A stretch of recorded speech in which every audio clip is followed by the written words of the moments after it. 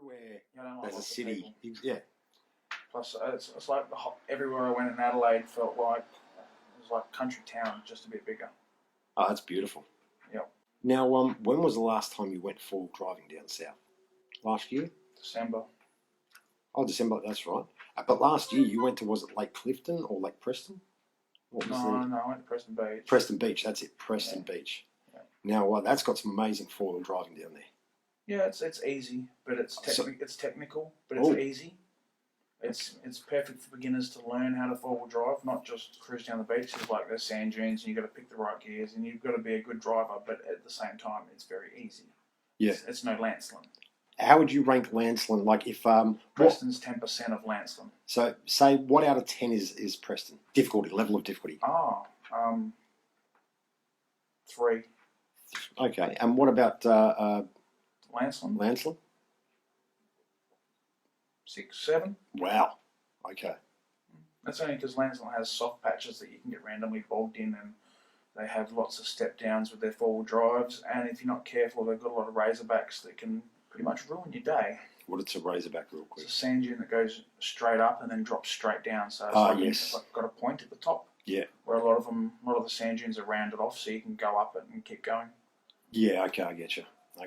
Now down at Preston, you normally see, like, I guess I've seen photos and videos where there's large groups of people. Depends on the time of year. Depends on the time. Yeah. It's a fairly popular spot though, isn't it? It is, but if you go in winter time, there's no beach and there's one skinny little track and there's barely anyone there apart from hardcore fishermen. I think you actually took me once along there, and there was a car that was in the that obviously didn't make it. Yeah. And it was stuck on the beach there. But if you go in summer, the problem is you got a lot of people that never go forward driving that go to the beach, drive 300 metres down the beach, and then think they've gone forward driving. They park up and they're like, cool, that's it. And they don't let the tyres down, which destroys the tracks.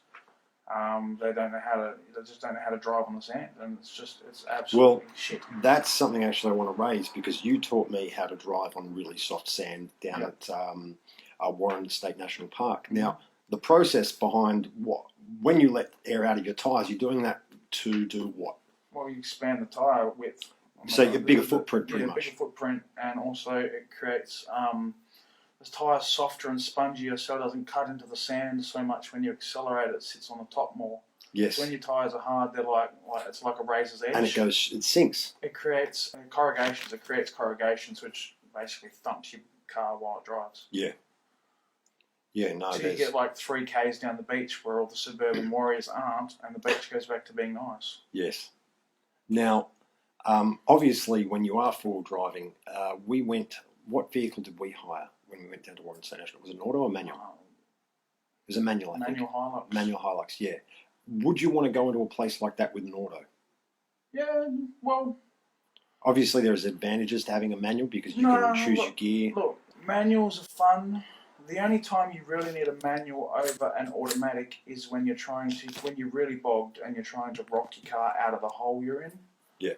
Because you can jump from first to reverse really quickly and just crawl your way out. But other than that, an automatic is great because you just put your foot down and you go for it. You don't have to worry about being in the right gear at the right time. It drops its own gears. Yes. You just floor it. That is something that you were probably aware of when I was four-wheel driving. It was input overload. Yeah. I was trying to make sure I didn't put too much power down. And the problem is also the entrance in Pemberton. It was at like a 13-degree angle. Very steep. And on your very first time, you're driving sideways and the car's back end is drifting, and you've got hard tyres and it's your first time driving. So yeah, it really is an information overload. It is, yeah. But there's a couple of websites that will post below this. But tyre-wise, you don't want too hard a tyre, do you? Depends. Depends what your terrain you're on. Depends on the terrain. So, I guess if you're on the beach, soft band. On the beach, you can go really low.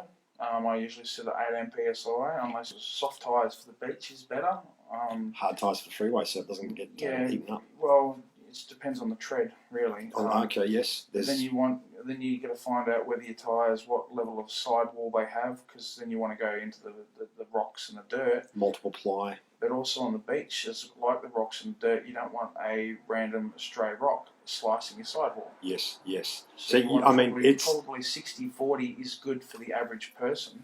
Yeah, when you are letting your tyres down, the sidewall goes on those street tyres and softer tyres. And the problem is also you got to let your tyres down enough to be effective, but not to. You don't want to run the sidewall off the rim. Yes, yes, I've seen that as well. Yeah. Where the whole tyre just There's ways you can fix that, but it's a hassle. It's frustrating when you're But it's amazing what tyre pressure does, because in my four-wheel drive, I started going at 18 psi, and it seemed to struggle down the beach a little bit, and I just dropped it down to 15 psi, and it made the world of difference. It just sat on top of the sand, and just three pounds makes a world of difference. Yeah. Now, petrol or diesel? Horses for courses. Yeah. Petrol revs, petrol screams, petrol will get you up the top of a sand dune. High RPM. But a diesel will, diesel loves the heat, and when you're really, really bogged, you can stick your diesel in first and just let it idle itself, and the wheels will just keep turning and it won't overheat. Yeah. Yeah. Where a petrol will overheat. But petrol has more revs. Now, when you are full driving, what are some of the things that you take with you? Like your essentials? Strap. Yeah. Another snatchy strap. Yeah. Another snatchy strap. 2 shovels. Yes. Not one, yeah. Ideally, it's good to have max tracks, but they're not essential. They're those plastic... They're the plastic tracks that get you out of the bog. They're effective. They're very effective. Yes, yes. But ideally, if you're on your own, you want max tracks. If you've got other four-wheel drives, a winch and a snatchy strap will do. Yeah. And a bit of knowledge. There's lots of little tricks you can do if you're on your own and you have a winch. Like if you're on the beach and there's nothing around you and you're completely bogged, and you've got a winch but there's no one else there, you attach your winch to your spare tyre, you dig a big hole in front of you and bury your spare tyre, yes. And then you winch yourself off your spare tyre. Yeah, no, there are a lot of workarounds that you can do. Just the thing is not to panic, stay cool. And it's like changing your tyre. If you get a flat and you've got no jack because you're on the sand, you can get your car at a certain angle where your front wheel will lift off the ground.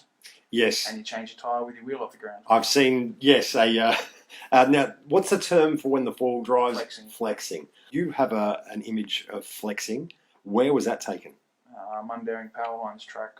Now, that's notorious. I see video all online about that. Everyone's left a piece of their car on that track. Now, you had an incident occur when you were... We don't talk about that. Oh, come on. That was your first time going? That was my first time at Powerlines, yeah. Yeah. In that car, going in the water. So let's just explain the track. It follows the power lines, and I guess it's frequently used by four-wheel drivers because there's big, what did you call it? No, there's just lots of different tracks. There's mud climbs, mud crawls, rock climbing, everything. It's just... Lots of water features. Yeah, well, it rains, it gets muddy, and the track always changes because there's always people there thrashing it. Now, the day you were driving, how many people were with you? 9 cars. I think. So a real convoy. That would have been 7 or 9, I can't remember. When you're in a filling, the car's dead. It's not turning over. Yeah. It's filling up with... How quickly is it filling up? Oh, yeah. Quick enough to just know you're not going to get away with it. What's the first thing that ran through your head? What next? How am I going to get out of this? And what was everyone else in the convoy doing at the time? Laughing. I think someone was filming, yeah. Filming and laughing. We have to try and find that footage and put it to this. But, it took you, 2 weeks or something to clean it out and dry it? No, it took the day after I did it to strip my car out, take the carpets out, clean the carpets, but I left the carpets hang and I cleaned them 3 times over 2 weeks. Yeah, get everything in. Just to make sure. It depends, really. It depends how high the water gets. Because if the water only makes it like an inch or 2 off your floor, it's not going to hit any electrics. It's not going to short your speakers out. It's not going to short anything out behind your dash. But if you go deeper and it comes up to your knees, that's lights. That's electronics. You're starting to short out your electronics. Yeah. Now, how long did it take them to get you out of the? 3 minutes. Oh wow, that's quick. Okay. Just took someone climbing out, getting waist deep in the water, and hooking the car up. Gosh. Who was that? Dad. Okay, sweet. Yeah, who opened the door while we were in the puddle. Oh no! So it all came... It was all going to come in anyway. He could have jumped out the window, yeah. Yeah, in his defence, he said he had a bad back. That spot is notorious. People can YouTube that. And I guess the best time of the year to go is when it's drier rather than wet. Nah, you want mid-range because you want mud, but you don't want it to be so wet you can't move. So pretty much now or springtime, not winter. Oh no, not... winter's good if you've got 37s and a high lift kit, but for a standard four-wheel drive, no, it's just it'll be too hard. Fantastic spots, and I guess you get to see a lot of Western Australia that you wouldn't normally see. You know, it's good tracks, hard tracks. Yes. Really hard. Yeah, that's what sort of grading? As grade is that? I wouldn't have a clue. It's steep. It was different sections. It's up the side of a mountain. No, there's different sections because where everything is like every section has a hard section. They also have a chicken track too. So if you don't have a car that has the ability to get through it, you just take the easy track around. Ah. You still got to navigate them pretty well because there's rocks and. All right. Well, cheers for that, man. Thank you.